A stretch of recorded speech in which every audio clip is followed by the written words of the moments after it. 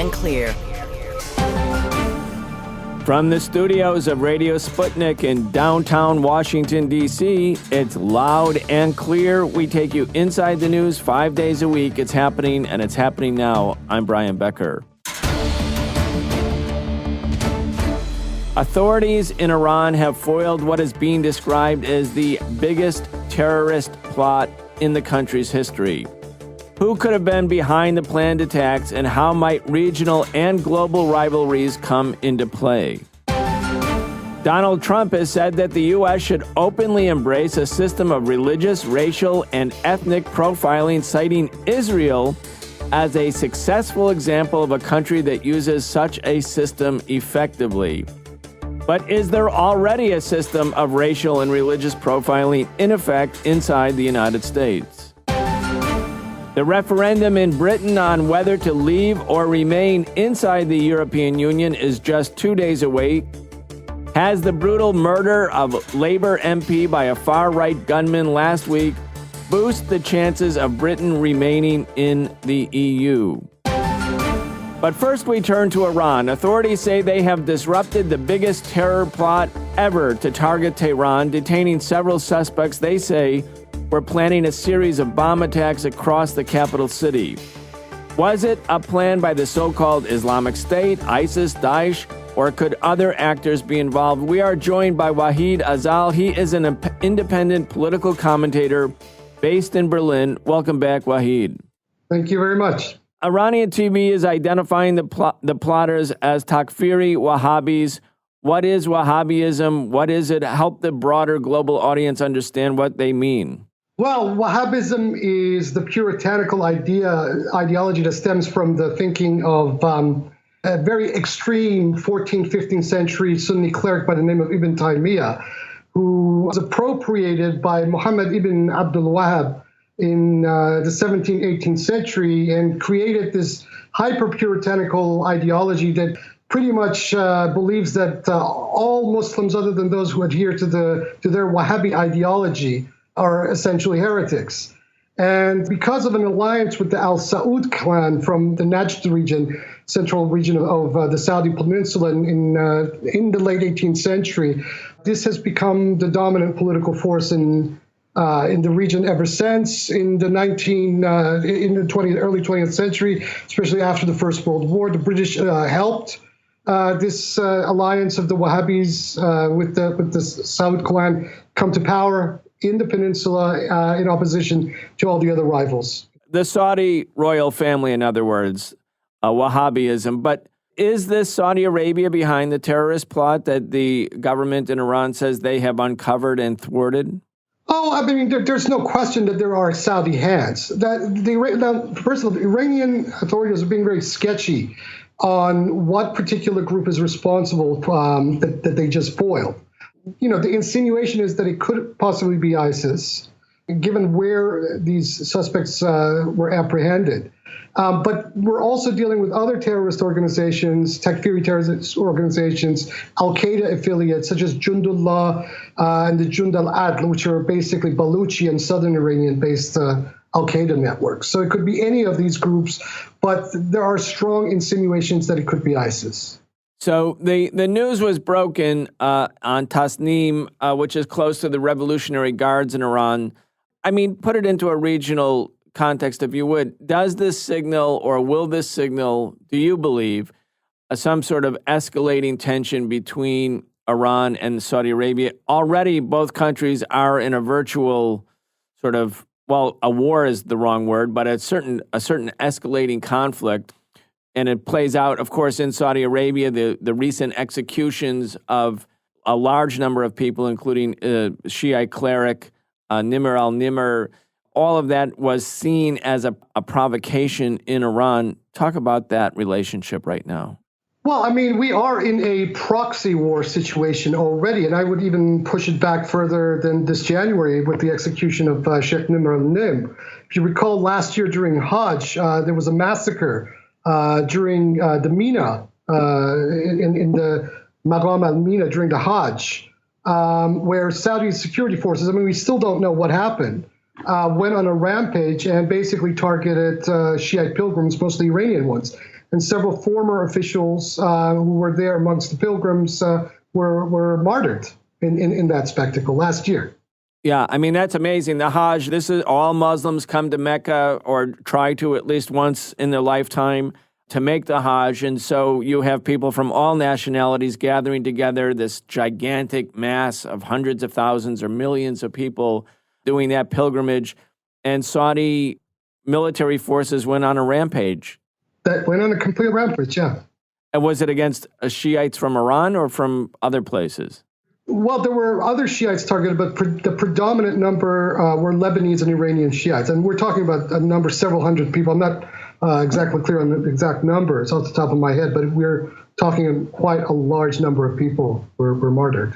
Well, if you talk about a proxy conflict, or certainly there's elements of a proxy conflict in terms of what's going on in Syria, the Syrian government led by Bashar al-Assad, of course, its military forces, the Syrian Arab Army, they are aligned with Hezbollah from Lebanon, the resistance forces in Lebanon, who are also predominantly Shiite. They also have a relationship, of course, internationally with Russia, which has come in on the side of the Assad government.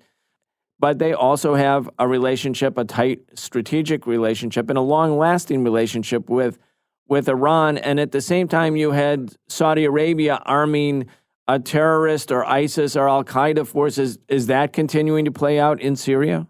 Of course it's continuing to play out with Syria, but even within Lebanon itself, I don't know if you have followed, but the Saudis initiated this scheme of putting sanctions on Lebanese financial institutions that were dealing with Hezbollah. And then immediately the United States picked up on it several months later.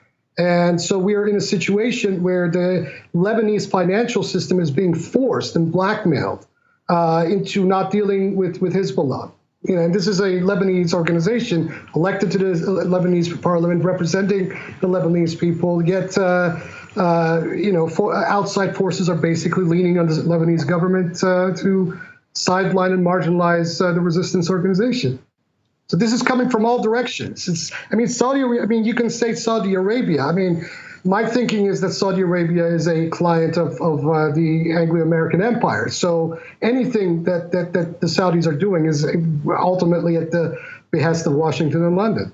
But let me just ask you I'm not devil's advocate, but just, to challenge you a little bit on that, because historically that's undoubtedly been the case, that the Saudis have functioned as an extension of American power in the Gulf region, a proxy force. Ronald Reagan said famously in the 1980s, there won't be a revolution in Saudi Arabia. This was following the Iranian Revolution, meaning America was just going to make sure that the royal family stayed in power forever, as if they have that power, but that was the assertion. I hear you on that, but there have been, especially in recent years, signs of a growing tension or independence as the United States' influence seems to have diminished in the region somewhat, or as the Obama administration has its own internal debates or differences over how to handle the issue in Syria. Is Saudi Arabia functioning just as a puppet of America at this point? Well, it's a puppet. It's definitely a puppet of the oil companies, of the American oil companies. Just remember that the majority stake of Aramco is still American held, and those interests exist right at this time. So, if there are tensions, these are very surface ones. As far as I'm concerned, really of no consequence. And if you look at the pattern of behavior, this whole issue with the sanctions on Lebanese financial institutions over Hezbollah began with Saudi Arabia. Now the Obama administration itself is running with it. So, no one can argue to me that, well, maybe they're moving apart and okay.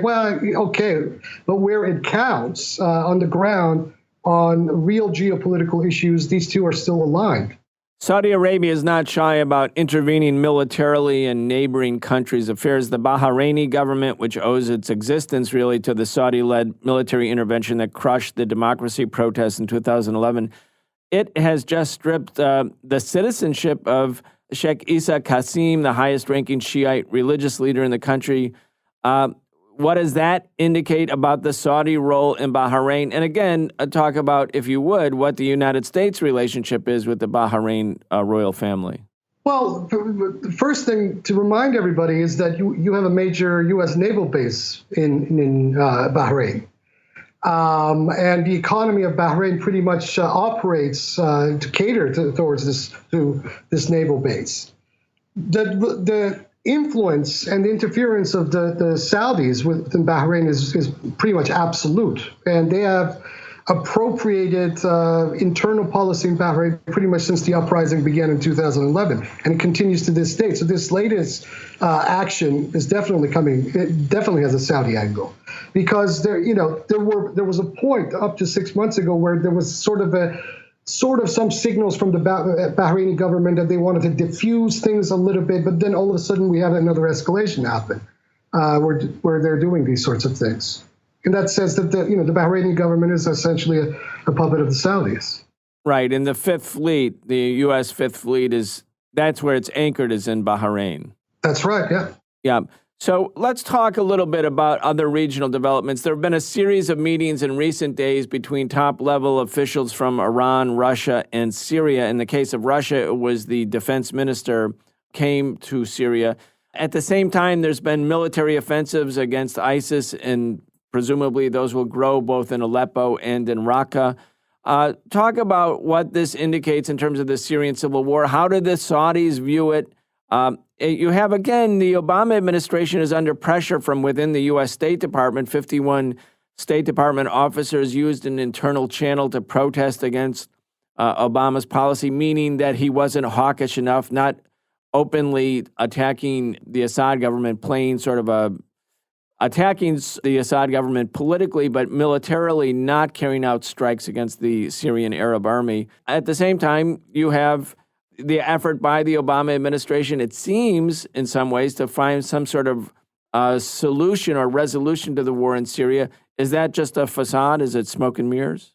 There's several different smoke and mirrors, and the Americans are not the only parties responsible for the smoke and mirrors in the Syrian theater at the moment. There is some concern, for example, since this is Russian station, there is some concern developing within Iran about some of the positions, for example, that Russia itself has taken on Syria.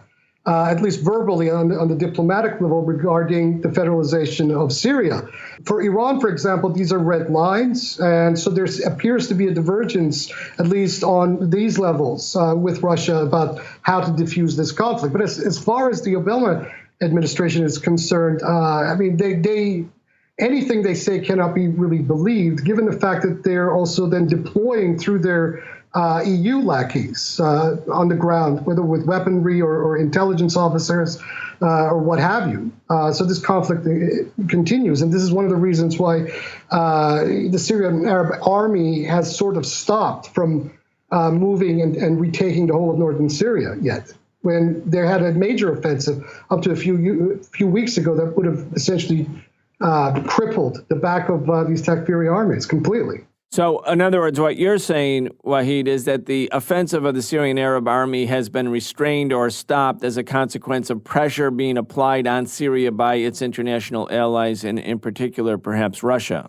It appears this way, and this is some of the thinking that is actually happening in Tehran. Yes. And do you see manifestations of this in the Iranian media, where there's talk about the possible differences? I mean, Iran and Russia and the Syrian government are in a de facto military alliance, but that doesn't mean that there can't be differences between them. Is it being talked about openly in Iran? Yeah, a lot of the news programs, talkback programs on Iranian state television are talking about this.